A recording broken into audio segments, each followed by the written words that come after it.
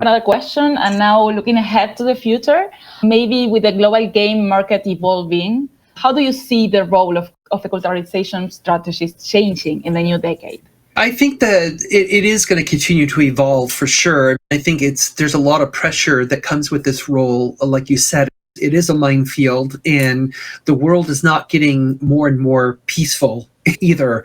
And so every geopolitical event has to be examined in terms of the content choices that we're making.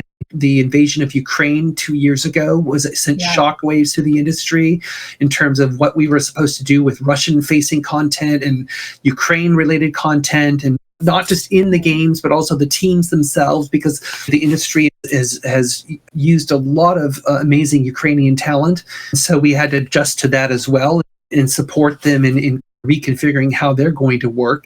And then what's happening, in Israel and Gaza right now is also... the past 6 months hasn't brought any further ease to the industry. It hasn't. Yeah, that too has caused some issues. I'm working on an expansion of a first-person shooter game right now, and the expansion takes place in Latin America, and yet the visuals look like it could be the Middle East. We had to make a lot of steps and take a lot of additional effort to make sure that the environment, the map that's being created for this particular level, is not perceived as the Middle East. And so we had to dress up the environment and do other additional things in the environment to make sure that people understand that this is not Gaza, it is not Israel. Please do not perceive it that way. But it was a choice that had been made. That's a big challenge, especially with it being so present in everybody's mind. Oh, yeah. And the boots on the ground, reality stuff happening.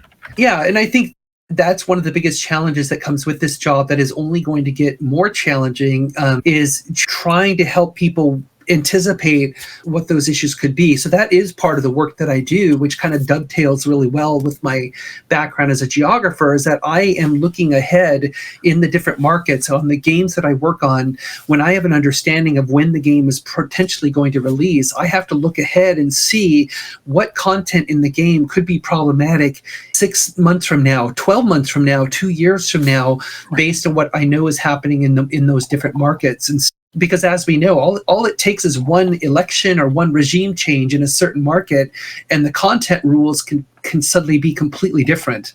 And that's something we have to be really on top of. And so I think that, along with the fact that social media continues to fragment reality and cause these perceptual barriers between people, is only making this job harder.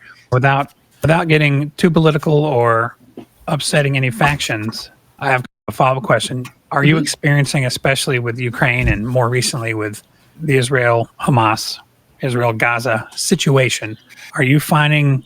So I understand the corporate shift and the reasons why corporations would want to be careful. I see, especially with young people, a shift in the political perceptions, maybe of your and my generations, where things were just default pro a certain side or whatever, especially in the youth, like them rejecting all of those things for their own interpretations, which I personally kind of align with. I don't want to get into the details, but do you find the changing populace has an impact on having the corporations also go with them because that's where the market is? Or do you think corporations are just sticking with what they know? What are you feeling as these political winds are shifting, especially on these age demographics, as it seems? I think you touched upon the very tension that a lot of companies are dealing with, is because a lot of these companies are not being run by people who are of the consumer generation. Right. They're being run by people like us who are from a different generation. My generation, I remember duck and cover drills in elementary school because I grew up during the Cold War and the Soviet Union was evil. And that's the world that I grew up in. And of course, by the time that all fell apart in the early 90s, I was already almost done with college at that point. In fact, I started working at Microsoft the year after the fall of the Soviet Union. That whole way that the different generational difference of perceiving and adhering to different levels of truth or not adhering to truth or deciding essentially what they want to believe in terms of being black and white or just a grayness of truth value is a huge factor in this. And it is influencing a lot of, and it's actually causing a lot of companies to really struggle with how they respond to things, which is why I think you see a lot of companies take a far more cautious approach when it comes to any of these issues, because they, to be quite frank, I would say more than some percentage of the clients I work with, probably more than half, they do this work and they embrace culturalization because they truly want to deliver content that respects the local customer and respects the local player.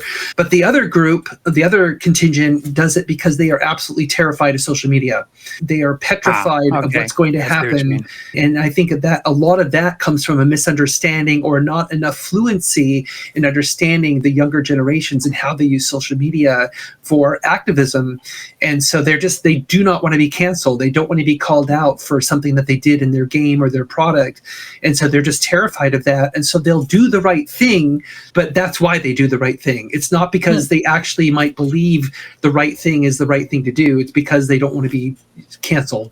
But that is changing. I mean, to me, that's progress, because even if they're doing the right thing regardless of the reason, that's great. I'm happy for that. But I feel like part of my job is, as I work with these companies, over time, is to get them around the corner to understand that you're actually doing the right thing for the right reasons. You don't have to live in fear of this. You can actually stay ahead of this and do it because it's the right thing to do. Makes a lot of sense.